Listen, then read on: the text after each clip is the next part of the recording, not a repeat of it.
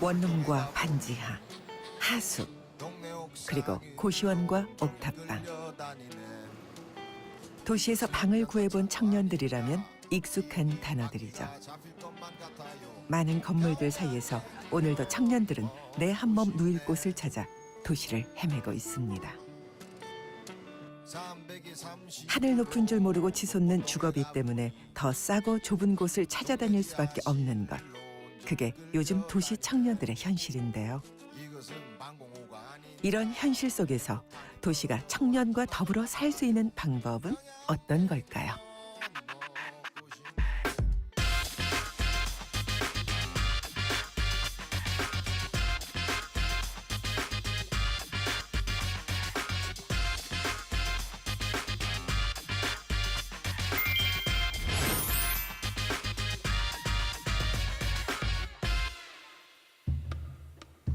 스물여덟 살 이직 준비생 수영 씨의 집입니다. 여동생과 둘이 살고 있다는데요. 한 사람이 살아도 모자랄 공간에 둘이 살려니 짐이 이만저만 많은 게 아닙니다. 게다가 여자 2명이 사니 그릇과 옷 그리고 화장품까지 집안 구석구석에 짐이 한가득입니다.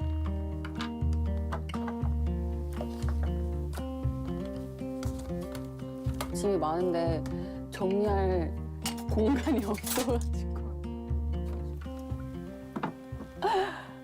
저는 인천에서 원래 살고 있었는데요. 인천에서 서울까지 출퇴근하는 거리가 왕복 한 3시간 정도 걸려요. 그 미어 터지는 그런 게 있거든요. 그래서 서로 막 낑겨서 가야 되는 게 출근을 하면 바로 지쳐버리는 거예요. 그게 너무 힘들어서 자취를 결정하게 되었습니다. 터무니없이 좁고 월세도 만만치 않지만 서울 하늘 아래 이만한 공간이라도 있다는 게 감사하다는 수영 씨입니다.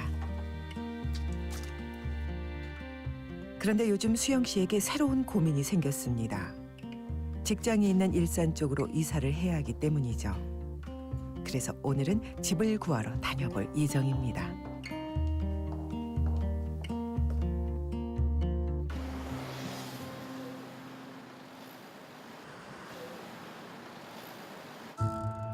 이전에 살던 집이 너무 비좁았던 수영 씨.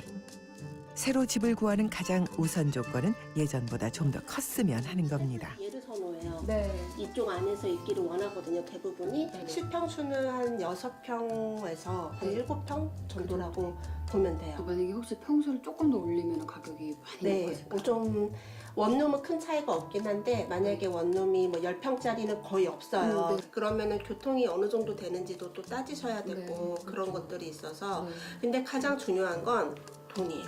늘 그렇듯 문제는 돈. 비용에 맞추려면 이번에도 크기는 포기해야 할 것 같습니다.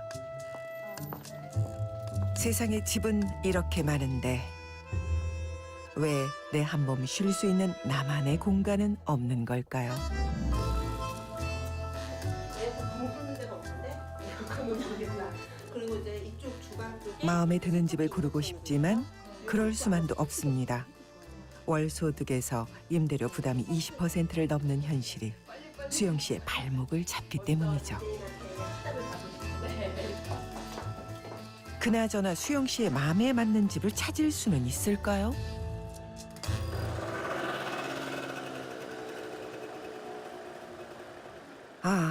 대한민국만의 독특한 주거 풍경 가운데서 고시원을 빼놓을 수는 없습니다. 사진작가인 심규동 씨도 10년째 고시원 살이 중이랍니다. 그래도 한 10번 되지 않을까? 고시원에 살다 보니까 짐이 얼마 없어서 박스 2개, 캐리 하나 이 정도라서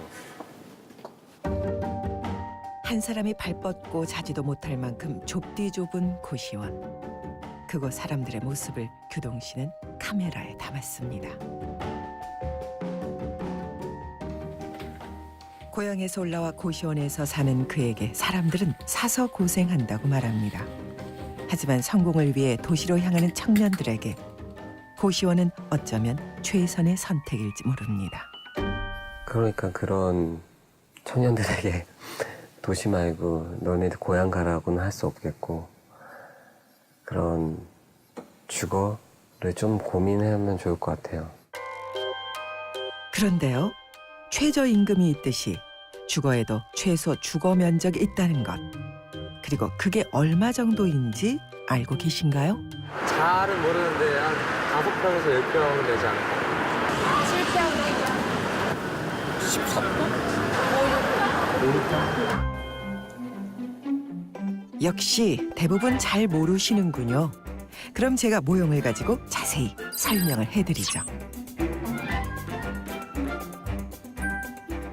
먼저 실제 사람 크기를 축소한 비율에 맞춰 3가지 크기의 방을 준비합니다. 첫 번째는 이상적인 주거 면적이라는 약 30제곱평방미터. 가구도 제법 들어가고 자유롭게 움직일 수 있을 만한 크기인데요. 하지만 미국의 절반에 불과하고 일본이나 영국의 기준보다도 작은 편이라고 합니다. 이번엔 1인 가구 최소 주거 면적을 살펴볼까요? 국토교통부가 정한 1인 가구 최소 주거 면적은 14제곱평방미터. 절반 정도로 줄긴 했지만 그럭저럭 살만하군요. 마지막으로 우리가 흔히 알고 있는 고시원 크기인데요. 1인 가구 최소 주거 면적에서 절반이 줄어든 크기입니다. 몸을 움직이기도 빠듯하네요.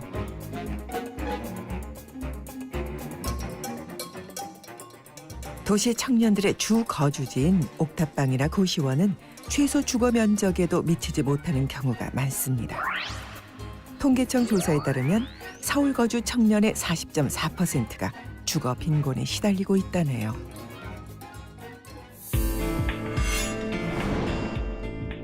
아무래도 꿈을 찾아 도시로 올라오는 청년들이 많아서일 텐데요. 20, 30대가 40%를 넘지만 도시엔 그들이 지낼 곳도 마땅치 않고 청년들은 자기 집에 대해 꿈을 꾸지 못합니다. 사람들은 어떤 집에서 사는 꿈을 꿀까요? 우리는 청년과 아이들에게 각각 미래의 꿈꾸는 집을 그려보게 했습니다. 아이들은 한껏 상상의 나래를 펼칩니다. 집에 대한 가치관이 정립되지 않은 아이들은 자기가 꿈꾸는 집을 알록달록 예쁘게 그려내는데요.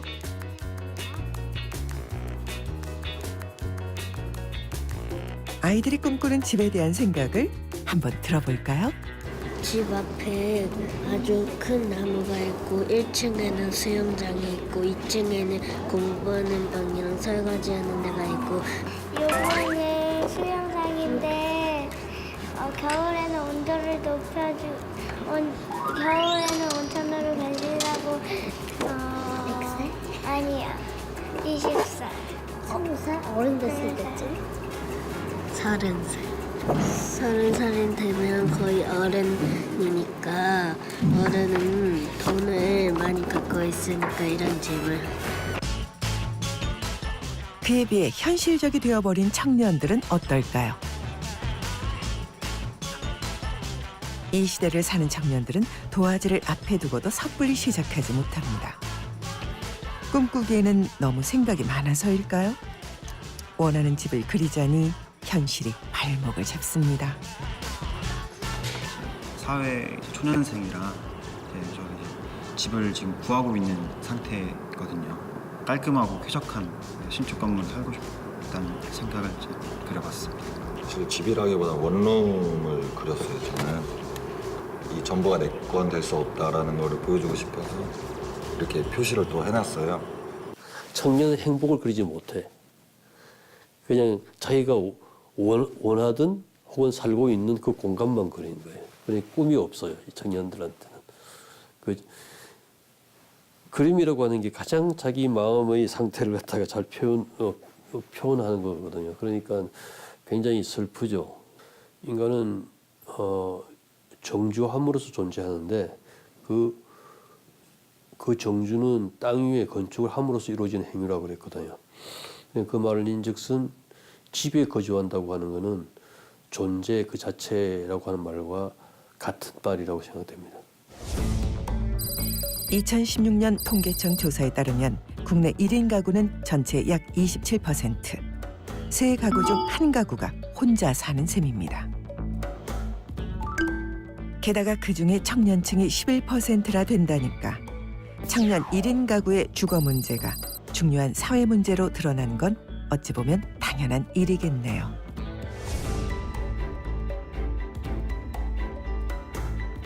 그래서 청년들도 함께 행복해질 수 있는 방법을 정부에서도 모색하기 시작했습니다.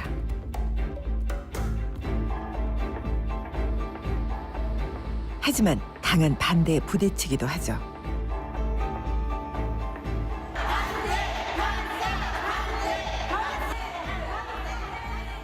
행복주택 건립을 위한 서울의 한 공청회장. 2013년 말 시작된 도시개발 사업이지만 지역 주민들의 반대로 시작도 하지 못했습니다. 수백 배는 효과를 입힐 수 있는 여건을 가지고 있는데 왜 강남구고를 盆자라에 같은 땅에다가 상가주택을 지어서 우리 동 사람들 일거리 창출을 해준다면 더더욱이 좋겠고, 그렇게 되면 우리 동의 세원도 증가되기 때문에 우리 주민들이 결세 반대하는 거지. 인근 주민들을 설득하기 위해 마련된 주민 설명회도 주민들의 반대로 무산이 됐습니다.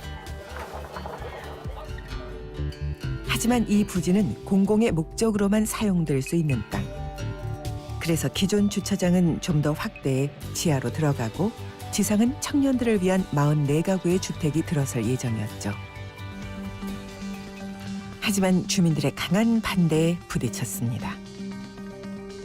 이들이 생활시설을 여기다가 배치를 하면 이 공용주차장이 100% 유지가 돼야 되는 그런 상황이. 서울시는 한 차례 공청회를 다시 열었지만 기반 시설이 부족하고 부지 효율이 떨어진다는 주민들의 반대로 결국 행복주택은 무산이 되고 말았습니다.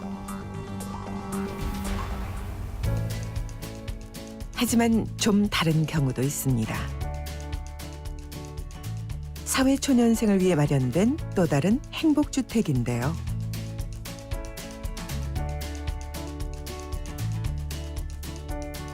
이곳은 1인 가구를 겨냥해 만들어진 모듈러 주택입니다.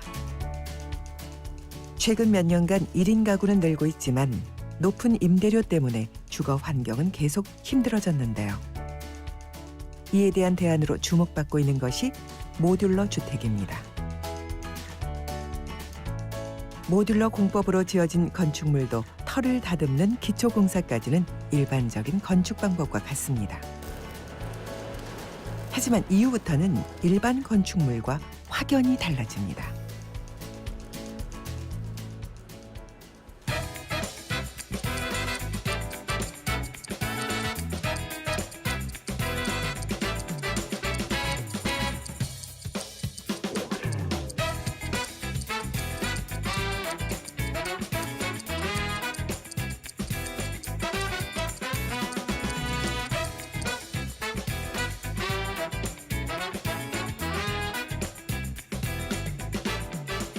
모듈러 주택은 원룸 형태 모듈로 생산되는데요.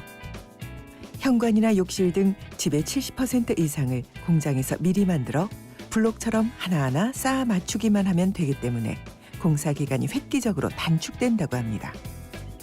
이것도 모듈을 쌓는 데는 나흘밖에 걸리지 않았다네요.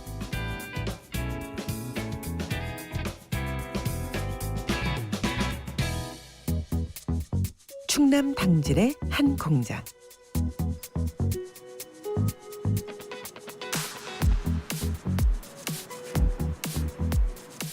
이곳에서 가양동 행복주택의 상당 부분이 사전 제작됐습니다. 골조에서부터 전기 배선에 이르기까지 같은 환경에서 동일한 공정으로 만들어졌죠.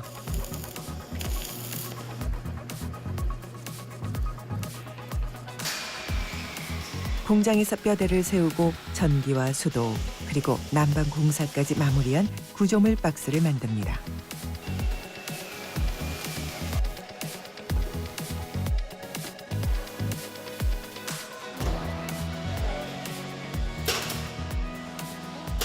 주방은 물론이고 욕실까지 완벽하게 만들어 현장에서는 조립만 하면 되는 거죠.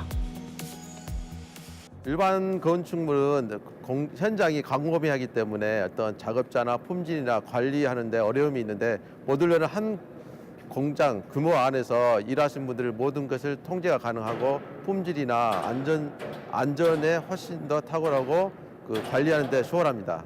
보통 일반 아시공사, 일반 건축보다는 현장과 공장 제작이 동시에 진행되기 때문에 공정률이 50% 이상 단축이 되고 그만큼 입주 시점을 단축시킬 수 있는 장점이 있습니다. 평창 동계올림픽 대회의 개회를 선언합니다. 17일 동안 우리 선수들의 열정이 펼쳐진 평창 동계올림픽 현장. 그 뜨거운 열정에 온 국민이 한 마음으로 울고 웃었는데요.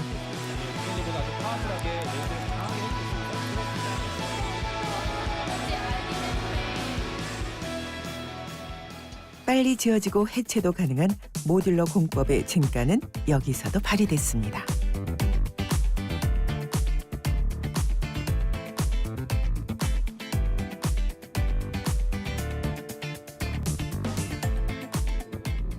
이렇게 지어진 것이 바로 평창 미디어 레지던스.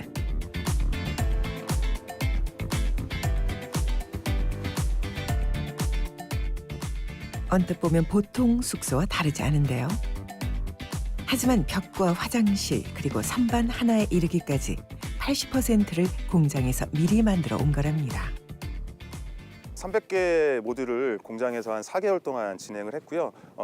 그 4개월 동안 진행되는 동안 이 평창 현장에서는 밑에 터파기, 그다음에 지방공사, 그다음에 밑에 하부 필로티 공사를 진행을 하고 그 후에 한 2개월 동안 저희가 여기서 조립을 해서 지금 현재 총 8개월의 시공 기간이 걸렸습니다.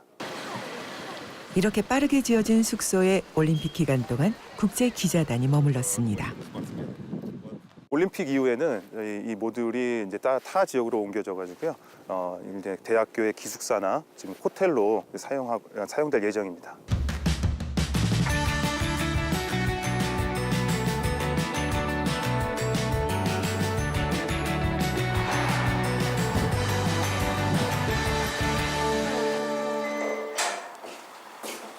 지난해 11월 모듈러 공법으로 지어진 가양동 행복주택에 사전 점검이 있었는데요. 되게 깨끗하네요. 입주 예정자들이 집을 찾았습니다. 입주를 2달여 앞둔 서희정 씨도 분양받은 집에 문제가 없는지 하나하나 꼼꼼하게 따지는데요.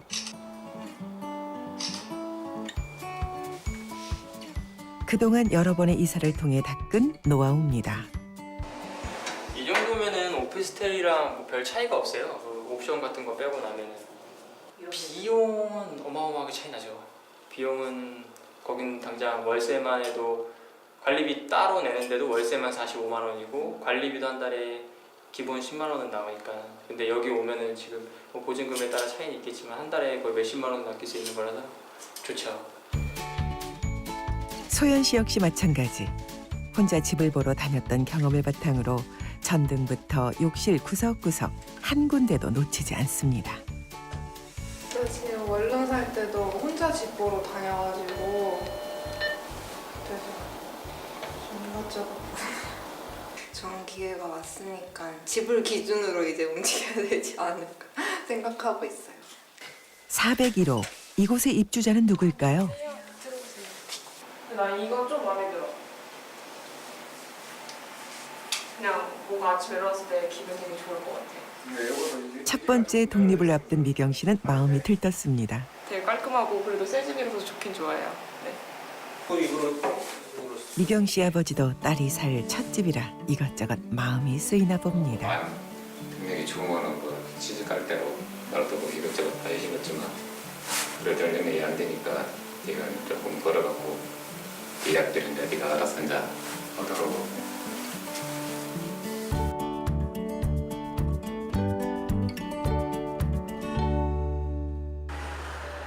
서희정 씨가 이삿짐을 옮기는 날입니다. 혼자 살림이라 별다른 짐이 없을 줄 알았지만 자취 10년 차에 자잘한 짐이 한 짐입니다. 조심해. 하나하나 쌓고 조립해 만든 모듈러 주택이지만 있을 건 다 있습니다.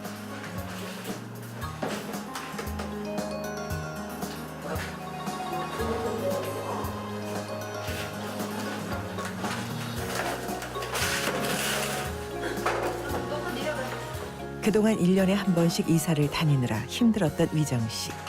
당분간 이사 갈 일이 없었으면 하는 바람입니다. 정신 좋다.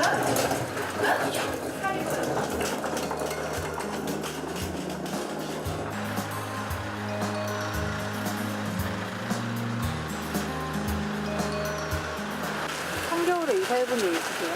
겨울엔 처음이야. 맨날 여름에만 다녔는데 할만하다 생각했는데 너무 춥네 오늘은. 오늘이 제일 춥대요. 그러니까 날씨 보고 깜짝 놀랐어.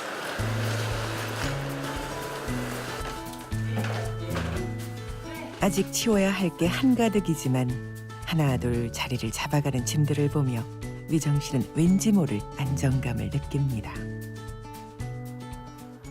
여기는 오피스텔 계약 전세가 아니고 보통 월세라서 1년 계약이에요. 그래가지고 1년 계약인데 제가 여기가 당첨이 되고 집주인한테 말해서 지금 6개월 연장을 해서 1년 6개월 살다가 한 거죠.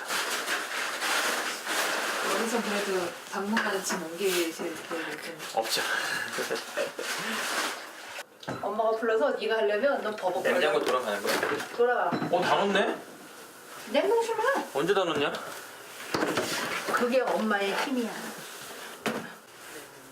새로운 둥지를 튼 아들에게 엄마의 바람은 한 가지입니다.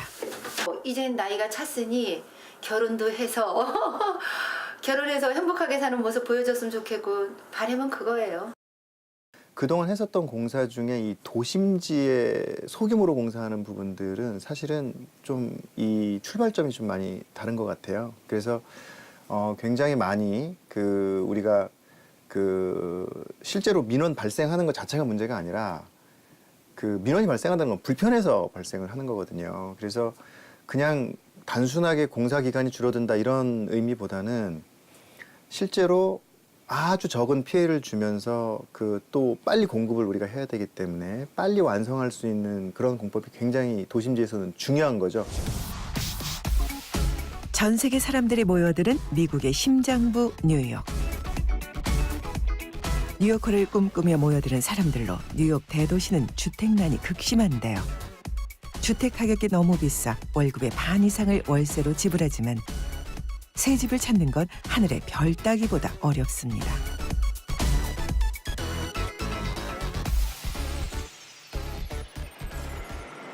그래서 등장한 것이 1인 가구 도시 거주자를 위해 만들어진 32층짜리 조립식 아파트 애틀란틱 B2입니다.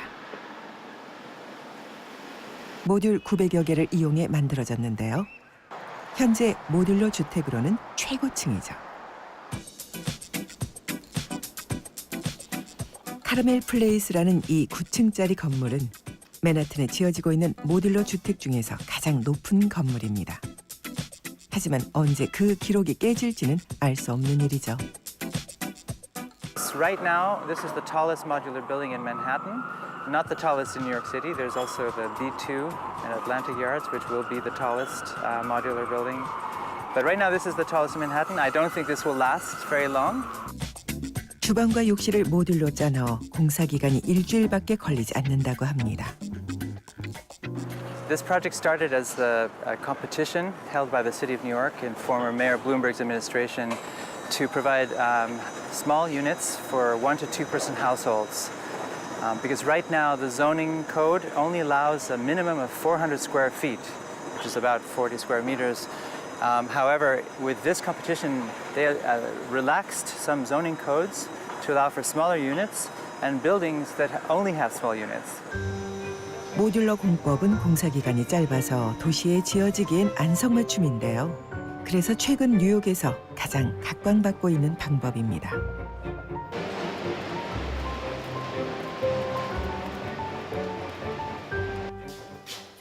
이 작업에 참여한 건축회사 엔아키텍처의 대표 에릭 분게 씨.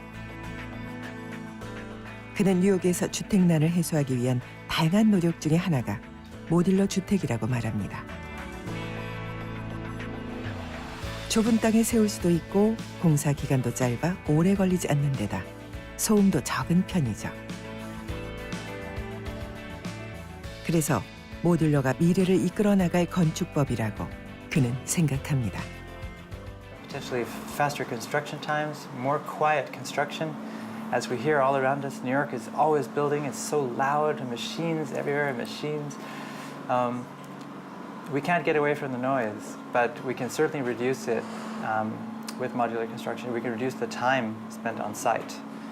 The most exciting part of the project so far was the 1 month period in June, May and June, when in less than 4 weeks, all 65 modules were erected.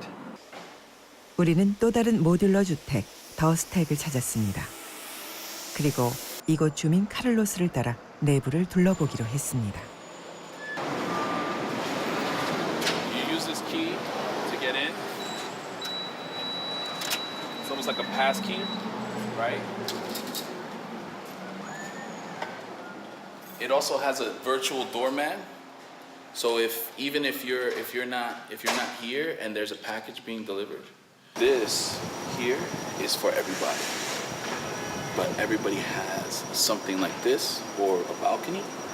So this is just kind of people bring their kids, they have get-togethers, and it's very peaceful and very quiet. 카를로스는 이곳에 대단히 만족하고 있었습니다. We are also taking into consideration the fact that you are in the city, whereas before I was living on the outskirts of the city, so it was much more inexpensive because I was living on the outskirts of the city. But now I am in Manhattan, so therefore, right away you see a jump in the rent.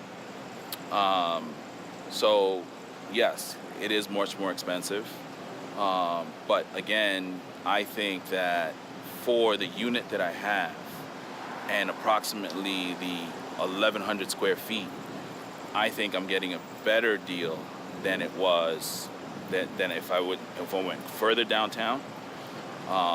1,100 square feet, you're looking at 4,000 and change. 일본도 도시 1인 가구 문제는 심각합니다.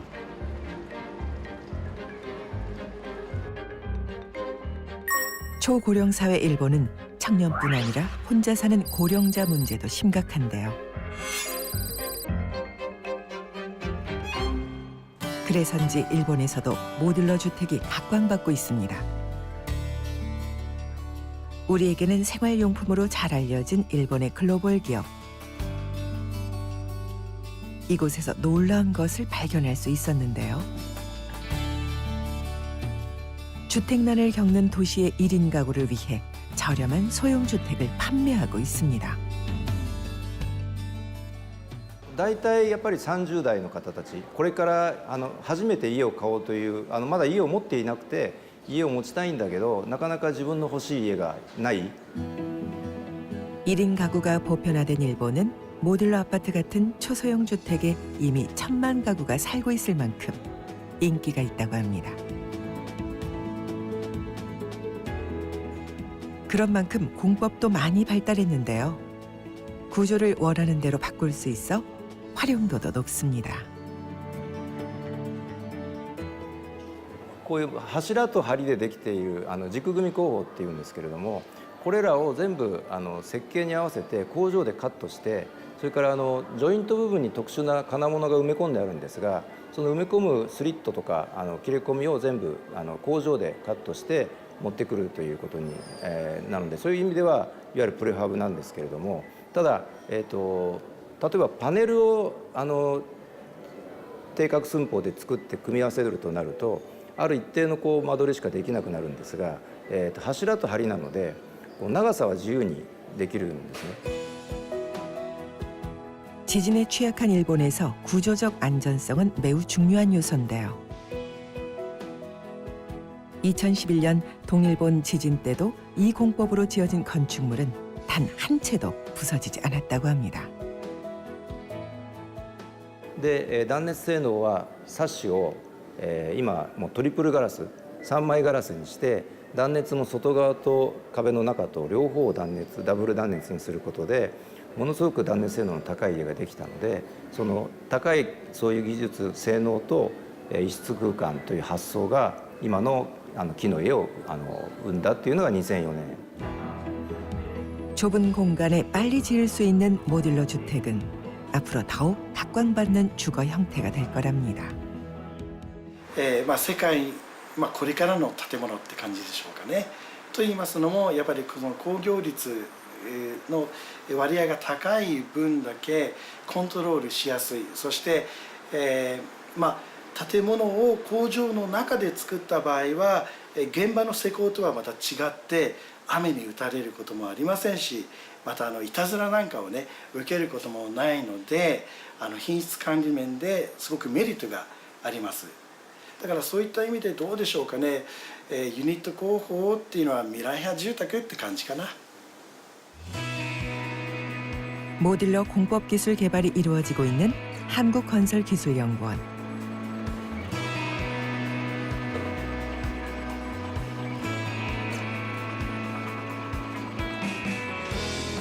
좀 더 안전한 모듈러 주택 건설을 위한 기술을 개발하고 그걸 바탕으로 실제 건물을 세우는 계획을 중간 점검해보는 자리가 있었는데요.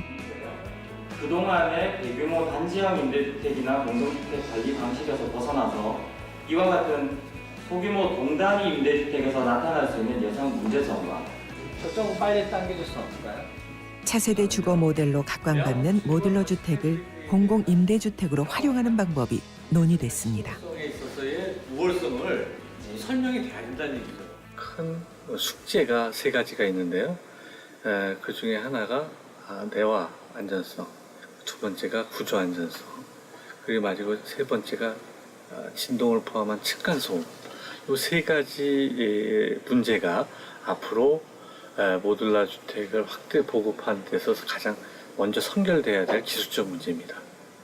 그래서 보급과 R&D를 통해서 이러한 세 가지 문제에 집중을 해서 연구 역량을 집중을 한 후에 수소 가양 단지에는 이러한 문제를 해결할 수 있는 하나의 실증 단지를 국민들에게 선보일 계획입니다. 한국건설기술연구원 구조실험도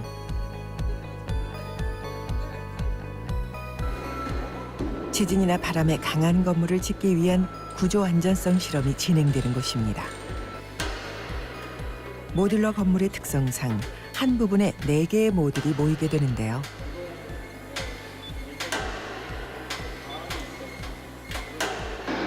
그 접합 부분이 얼마나 충격을 견딜 수 있는지, 얼마나 내력을 받을 수 있는지 확인하는 실험입니다.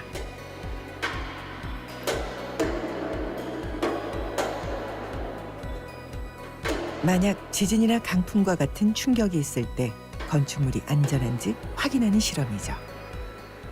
이 접합부의 내력의 거동, 즉 움직임하고 힘이 얼마나 보유하고 있는지를 저희가 측정하기 위한 실험입니다. 옆으로 이제 수평 방향으로 힘이 밀고 있다라고 보시면 되고 그래프의 면적이 굉장히 둥그럴수록 내진 성능이 우수하다고 보시면 돼요. 40톤 정도의 힘을 종횡으로 가했을 때 에너지를 얼마나 흡수하는지에 따라 지진에 대한 안정도를 측정할 수 있습니다. 그러기 위해서 같은 실험을 계속 반복해야 하는데요. 이 과정을 통해 5층 이상 모듈러 건물을 지을 수 있는 구조 안전성을 확보했습니다. 여러 개의 모듈을 블록처럼 쌓아 만드는 모듈러 주택의 경우 안전성에 대한 우려가 있게 마련인데요. 접합부의 구조 안전성에 대한 문제와 초기에 제기됐던 방음이나 층간소음은 물론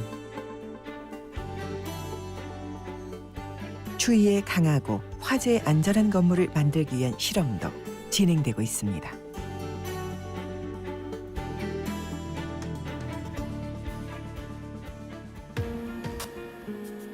국내 건축물의 경우 화재가 났을 때 피난 시간을 충분히 확보하는 게 중요합니다. 그러기 위해선 내화 구조 성능을 갖춰야 하는데요. 이번에 모듈러 주택에 사용되는 보와 기둥에 대해서도 내화 성능 확보를 위한 시험체를 제작했습니다. 그리고 층간에 화재가 확산되는 것을 방지하는 내화 충전 구조 성능 확인 시험체도 제작했죠. 2시간 동안 1100도씨의 고온에서 시험을 진행하는데요. 이번 내화 구조 인정 시험을 통해 모듈러 주택도 기존의 건축물과 동일한 화재 안전성을 확보한 겁니다. 그래서 화재 시에는 이 일체화된 슬리브에서 발포돼서 그 틈을 모두 메꿔서 화약 확산을 방지하는 시스템. 이게 슬리브 일체형 내화 충전 구조 시스템이고 주택 제작 시 바로 적용할 수 있는 공기도 짧고 시공도 간단한 획기적인 시스템입니다. 그래서 이게 저희 주택에 적용될 구조입니다. 국내 최초로 국가 인정을 받는 내화구조 인정 시스템을 조립주택에 적용할 수 있게 되었습니다. 그리고 내화 충전 구조도 일체형 슬리브 내화 충전 구조 시스템에 대한 성능 확인이 모두 만족했고요. 그래서 조립주택에 적용 가능할 수 있는 최적화된 내화 충전 구조 시스템을 개발하는 데 그 의의가 있다고 할 수 있겠습니다. 청년의 주거 문제를 해결하기 위한 노력이 반대에 부딪힌 곳은 또 있습니다. 저소득층 학생을 위한 행복기숙사 사업도 주민의 반대로 지연되고 있는데요. 작년 2월에 모든 허가 절차를 끝냈지만 인근 주민들의 반대로 첫 삽을 뜨지도 못했습니다. 지방에서 올라온 학생들을 위한 공공기숙사지만 주민들의 반대는 완강합니다. 그네들이 부모의 통제를 받지 않고 여기 와가지고 자유분방 생활을 하는데 국민학교, 그러니까 초등학교 학생들이 그 대학생들의 자유분방한 생활을 옆에서 늘상 볼 거 아니에요. 그러면은 초등학교 애들이 중고등학교를 건너뛰어가지고 대학교 애들을 하는 행위를 다 보고 나면 뭐를 배웁니까?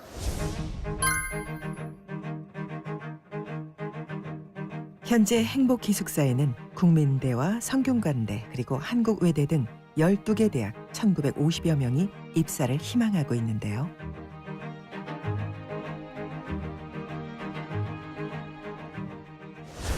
어떻게 하면 주민들과 청년들의 거리를 좁힐 수 있을까요?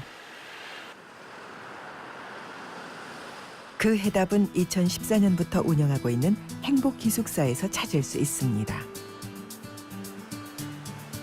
공릉 이동에 위치한 공공기숙사. 지방 출신으로 서울 소재 대학교에 재학 중이고 일정 조건만 갖추면 누구라도 지원할 수 있는데요.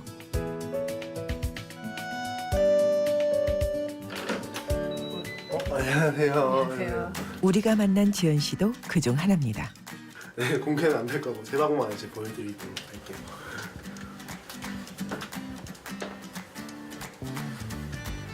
네, 기본적으로 지금 보이시다시피 방 구성은 이렇게 돼 있어요. 이제 침대가 약간 2층 침대식으로 돼 있고 밑에 좀 남는 공간 수납 공간으로 지금 차 있는데 아무래도 쪼그라들다 보니까 좀 짐이 엄청 많네요. 네. 지연 씨는 1학년 때부터 4년 동안 공공기숙사에 머물고 있는데요. 학교에 기숙사가 없어 낙담하고 있을 때 우연히 알게 된 이곳의 장점은 저렴한 비용입니다. 기본적인 월세는 9만 원이고요. 그 다음에 관리비 같은 경우는 한 달에 한 5만 원, 그냥 생활비 다 포함해서 한 5만 원 정도. 그냥 관리비만 따지면 한 2, 3만 원 정도 드는 것 같아요. 그래서 그냥 관리비나 월세 더하면 한 11만 원, 12만 원 정도 쓰는 것 같아요. 보통 학교 근처라고 하면 500에 한 40, 아니면 좀 좋은데 하면 뭐 1000에 50, 뭐 이 정도 되는 걸로 알고 있어요. 공릉 이동 공공기숙사는 모듈러 공법으로 지어졌는데요. 입주 학생들이 공동으로 사용할 수 있는 시설도 잘 갖추어져 있습니다.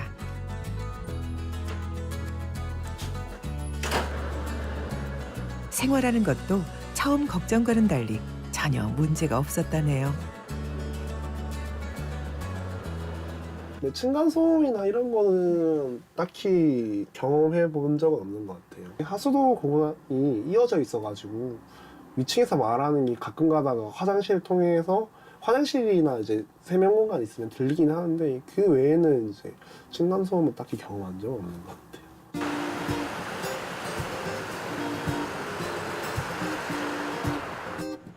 기숙사 1층에는 지역 주민과의 소통을 위한 카페가 마련돼 있습니다. 마을 기업에서 위탁 운영하는 곳으로 입주 학생들은 물론이고 지역 주민들도 사랑방처럼 이용하고 있죠. 여기 거주하는 사람들이나 입주 학생들은 입주하고 2년이 지나면 반드시 봉사활동을 해야 한다는데요. 지연 씨는 저소득층 학생을 위한 멘토 봉사를 했다고 하네요. 준비가 할 거는 요즘에 대학생분들은 멘토를 하고 네. 멘티는 청소년분들 중고등학생들. 그래서 좀 그때 음식 같은 것도 막 준비하고. 이렇게 청년들은 지역과 더불어 살아가고 있었습니다.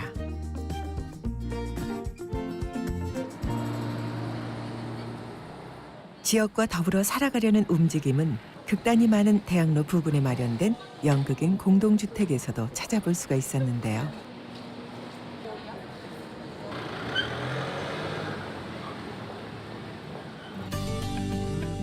극장이 많은 해화동 부근에는 자연스레 연극인들이 많이 모여듭니다.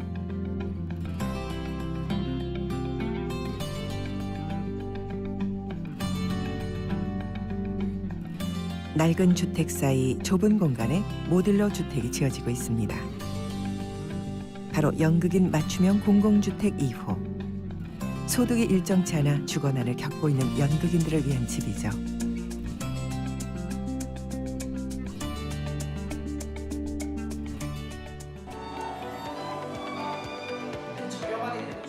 연극인 공공주택 2호가 생기기까지 그 밑바탕에는 1호 주택 주민들의 노력이 있었습니다.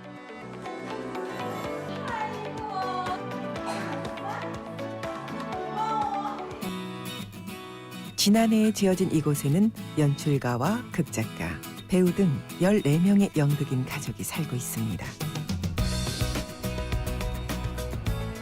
올봄엔 이곳을 지역과 함께 행복하게 더불어 사는 공간으로 만들 생각인데요. 그 시작을 위한 준비에 입주민협회 회장인 김기태 극작가가 팔을 걷어붙였습니다. 동네 주민 대표를 모시고 지역 주민들의 이야기를 들어볼 자리를 마련한 겁니다. 우리 엄마들하고 같이 오고 막 그러면 PR도 많이 되고 되게 많이 좋은 되는 것 같아요. 제일 좋은 게 그거더라고요. 인사하고 지내는 거. 한 4월에는 해야 되지 않을까요? 날 풀릴 때는 낭독극이라도 하나 해야죠. 연극인 주택에는 지역 주민들과 함께 동네만의 이야기를 만들어 나갈 수 있는 다양한 공간들이 마련돼 있습니다. 이 봄 그곳에서 함께 살아가는 꿈을 꿉니다. 왜 저 사람들한테 이렇게 혜택을 주지? 라고 생각하시는 경우가 좀 있는 것 같더라고요. 아무래도 지금 이 돈에 대한 가치가 굉장히 중요시되는 시대니까. 하지만 이제 돈으로서 모든 가치를 판단할 수 없는 그런 문화적 가치를 같이 느낄 수 있는 그런 저희가 단순한 주거 부분만이 아니라 청년층들이 같이 어울릴 수 있고 지역 주민과 같이 함께 할 수 있는 그런 공간을 만들기 위해서 다양한 커뮤니티 시설을 놓습니다. 서울의 한 벤처기업. 이곳은 20, 30대 청년들이 모여서 미래 건축 기술에 대한 연구를 진행하고 있습니다. 이제 증강현실을 이용한 건축 설계에 대한 부분인데요. 저희가 이제 자동으로 건축 설계를 한 이후에 그것을 증강된 현실에서 다음과 같이 이제 가시화된 결과물을 확인하실 수 있으십니다. 도면 데이터를 인공지능이 학습을 해서 예를 들어서 건축주가 침실이 몇 개인지, 거실이 몇 개인지, 화장실은 어디에 배치가 되는지 이런 것들을 입력하면은 자동으로 해당되는 방 모듈이라든지 거실 모듈 그리고 화장실 모듈을 조합해서 하나의 모듈러 주택을 만드는 프로젝트가 지금 현재 한국건설기술연구원과 같이 진행하고 있는 내용입니다. 저희가 개발하고 있는 이러한 인공지능 건축 설계 기술이 이제 추가적으로 개발이 된다면 좀 더 빨리, 좀 더 쾌적한 환경의 주거 환경을 청년들에게 제공할 수 있을 거라고 생각이 듭니다. 이 프로그램을 활용하면 좀 더 쾌적한 주거 조건을 더 빨리 찾아낼 수 있다고 합니다. 그러면 청년들의 삶이 조금 더 나아질 수 있겠죠?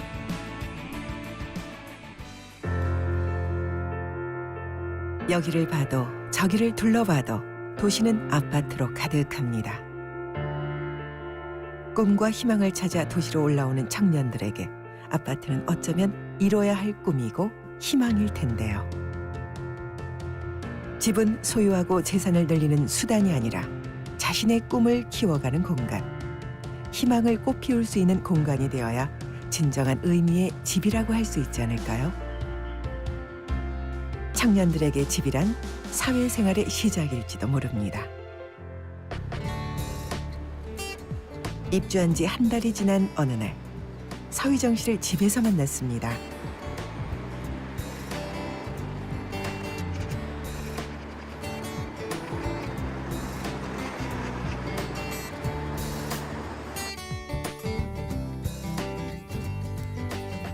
입주하던 날의 분주한 모습에 비하면 많이 정리가 된 모습이네요. 입주 전 이런저런 걱정이 있었던 위정 씨. 한 달을 살아보고 난 후의 느낌은 어떨까요? 저도 자취를 하면서 원룸, 이런 원룸, 저런 원룸, 뭐 오피스텔, 뭐 아까 말씀드렸듯이 뭐 고시원 같은데 이런 데도 살아봤는데 별반 차이는 못 느끼겠어요. 진짜 그냥 뭐 생활 소음 같은 것도 비슷한 수준이고 단시간만 난방을 해도 좀 오랫동안 보존이 돼서 열이 막 다음날 아침에 일어났을 때도 유지가 되고 있는 것 같고 그런 점에서는 되게 좋은 걸로 느끼고 있어요. 자취 10년차 위정 씨는 혼자 요리를 하는데 익숙합니다. 요즘 들어 위정 씨는 돈을 아껴 저축을 해야 한다는 생각을 자주 하는데요. 월급의 상당 부분을 월세로 지출했던 과거와는 달리 사랑하는 사람과 미래를 설계할 수 있는 여유가 생겼기 때문이죠.